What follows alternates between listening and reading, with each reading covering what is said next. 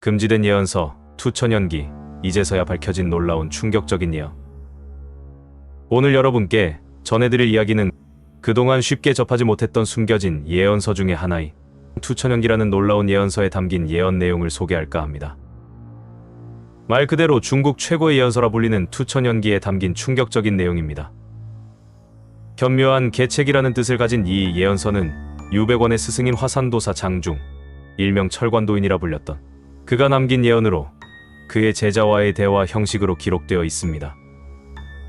혹시 미스터리를 좋아하시는 마니아 분들 중에서도 다소 낯설 것 같은 예언서이기는 하지만 수많은 예언을 다루어 본 저 역시 처음으로 접해보는 예언서이기에 조심스럽게 영상을 제작해보았으니 영상 시청 시 내용에 대한 해석의 난해함 때문에 다소 재미가 반감될 수도 있겠다 싶지만 그럼에도 재미있게 시청 부탁드리며 지금 바로 시작하겠습니다.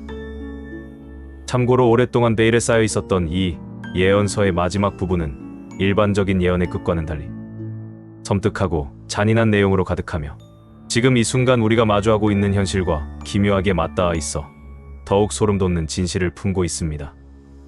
이 모든 내용은 온라인을 통해 퍼지고 있는 특정 유튜브 영상의 정보를 기반으로 하며 그 진위 여부는 공식적으로 확인되지 않은 채 여전히 수많은 사람들의 호기심을 자극하는 미스터리로 남아있음을 먼저 밝힙니다. 투천연기는 먼저 혼란의 원인을 지목합니다.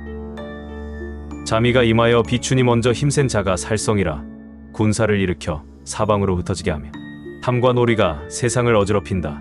모든 신과 악령들이 전쟁을 일으키고 사직의 강산이 모두 마귀로 가득하다. 이 구절은 재난이 시작되는 근원이 바로 힘과 권력을 가진 자들의 끝없는 욕심임을 암시합니다. 어지러운 세상에는 신과 악령들의 전쟁이 벌어지고 나라 곳곳에 마귀들이 가득하여 신들조차 감당하기 버거워 보인다는 섬뜩한 묘사는 현재 우리 사회의 혼란스러운 단면과 겹쳐지며 불길한 예감을 드리웁니다. 이어서 예언서는 시기적 흐름을 언급합니다.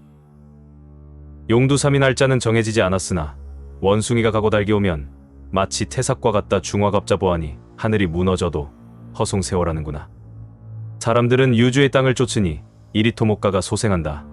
이 부분은 해석이 어렵지만 용의 해와 뱀의 해쯤에 큰 재앙이 시작되고 원숭이 해를 지나 달개 해에는 재앙이 극에 달해 하늘이 무너지는 듯한 상황에서도 사람들이 그저 허송세월만 보낸다는 절망적인 미래를 보여주는 듯합니다. 투천연기의 마지막 부분은 더욱 충격적입니다. 말한다면 아직 끝나지 않았으니 한 사람과 흰 말이 하얀 보물을 바친다. 남인부 북인남이라 두 사람의 머리에 풀 하나가 자란다. 싸움이 바뀌고 또한 별이 옮겨가니 천하가 태평하기 어렵다. 앞뒤로 계산하면 중간은 500년이다. 이 구절은 혼란이 쉽게 끝나지 않을 것임을 예고하며 새로운 인물의 등장과 함께 천하가 태평하기 어려울 것이라는 비극적인 암시를 던집니다. 재앙이 일어나는 시기와 장소에 대한 언급도 등장합니다. 무술초지의 풍기우라 살성명호가 진주에 내려온다. 여기서 무술년과 기우년은 현재와 가까운 연도로 보면 2018년 무술년과 2029년 기우년이 해당되는데 코로나19 팬데믹을 시작으로 전 세계의 재앙이 연속적으로 이어지고 있음을 상기시키며 현재 상황과 기묘하게 들어맞는다는 해석이 제기됩니다. 살성맹호가 진주에 내려온다는 구절은 재앙의 시작점을 암시하며 살기를 가진 사나운 호랑이가 무엇을 의미하는지는 여전히 미스터리로 남아 있습니다. 예언서는 더욱 파괴적인 미래를 그립니다. 육효가 궤를 나눠 움직이지만 달의 가운데가 둥근지를 봐야 한다. 납작한데 납작하고 둥글고 둥글구나. 두 마리 앵무새가 한 곳에서 잠든다. 구상구가 가면 천상천이 남는다. 특히 구상구가 가면 천상천이 남는다는 구절은 파자풀이를 통해 구상구가 일본을 의미하는 것으로 해석되기도 하는데 만약 일본이 멸망하고 나면 천상천이 남는다는 의미로 이는 하늘 위의 하늘, 즉 무궁함을 의미하는 것인지 아니면 또 다른 미지의 존재를 뜻하는 것인지 해석이 분분하며 듣는 이로 하여금 깊은 의문을 품게 합니다. 이어서 전사와 같은 인재가 나타나 하늘과 땅, 무심팔방이 어렵다. 사람들 모두의 겁난을 당해 모두 황천에 물드는구나라는 구절은 자성인이나 그의 버금가는 신비로운 인물이 출현하더라도 세상의 끔찍한 재앙은 여전히 계속되어 대부분의 사람들이 그 겁난을 당하게 될 것이라는 절망적인 예언을 담고 있습니다. 일반적인 예언서에서 성인의 출현은 희망을 의미하지만 투천연기에서는 천사 같은 인물이 나타나도 세상 사람들은 끔찍한 재앙을 피할 수 없다는 잔인한 현실을 보여줍니다. 그렇다면 과연 재앙을 피할 방법은 없는 것일까요? 예언서는 섬뜩한 탈출구를 제시합니다. 칼과 병사의 재해를 면하고 싶다면 해저면을 향해 가라. 해저를 움직여 구름 타고 구천으로 올라가라. 사람들이 이 말을 해석한다면 대로선이 된다. 이 구절은 재앙을 피할 수 있는 유일한 방법을 제시하는 듯하지만 그 내용은 너무나도 비현실적이고 난해하여 듣는 이로 하여금 깊은 혼란과 공포를 느끼게 합니다.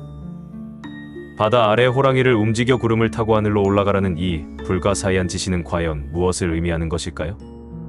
이 부분이 바로 투천연기가 던지는 가장 큰 미스터리이자 사람들의 상상력을 자극하는 핵심입니다.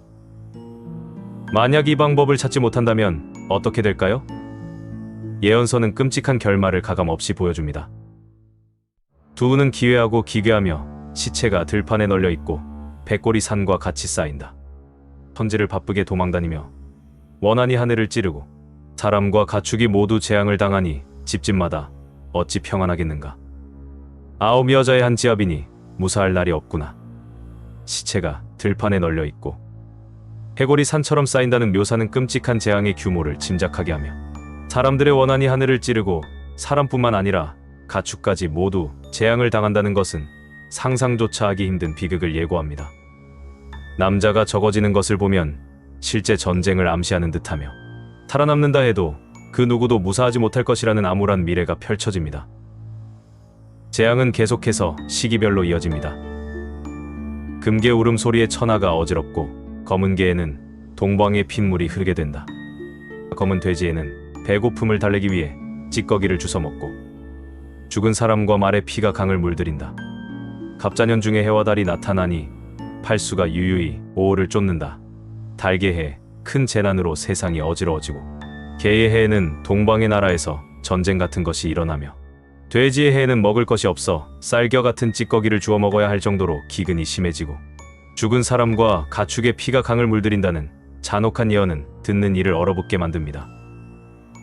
갑자년 중에 해와 달이 나타난다는 부분에서 잠시 희망의 빛이 보이는 듯하지만 그마저도 잠시의 휴식에 불과할 것임을 다음 구절들이 암시합니다. 투천연기는 가장 잔인한 방식으로 끝을 맺습니다.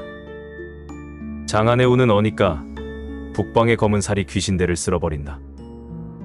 1년도 채 되지 않아 고요하다가 갑자기 전쟁이 일어난다. 북방의 검은 살이 세상 곳곳에 찌들어 있던 사악한 귀신들을 쓸어버려 잠시 고요함을 되찾지만 그 평화는 1년도 채 되지 않아 갑자기 전쟁이 다시 일어난다는 충격적인 결말을 맞이합니다. 타입이 종교 집단으로 보이는 사악한 귀신대가 사라져도 재앙은 끊이지 않는다는 이 예언은 완벽하게 통제되지 않는 사람들의 자유 때문에 세상 사람들이 서로 고통을 주고받는다는 철관도인의 깊은 통찰을 담고 있는 듯합니다. 어쩌면 이러한 고통이 운명이라면 완벽한 통제가 사람들의 운명을 제어할 수 있을지에 대한 질문을 던지며 이 모든 것이 이미 통제된 세상에 유도된 생각인지에 대한 혼란을 야기합니다. 결국 이 예언서가 던지는 가장 중요한 메시지는 이 끔찍한 재앙 속에서 과연 우리는 어떻게 살아남고 피할 수 있을 것인가에 대한 끊임없는 질문입니다. 이 모든 미스터리의 답은 다가올 시간에 숨겨져 있으며 우리는 그 답을 찾아가는 여정에 서 있습니다. 여러분은 이 이야기를 통해 어떤 영감을 받으셨습니까? 오늘의 영상은 어떠셨나요? 댓글로 좋은 의견을 부탁드리고 더 많은 미스터리를 원하신다면 구독과 좋아요, 알림 설정으로 함께해 주십시오. 지금까지 미스테리함 채널이었습니다. 감사합니다.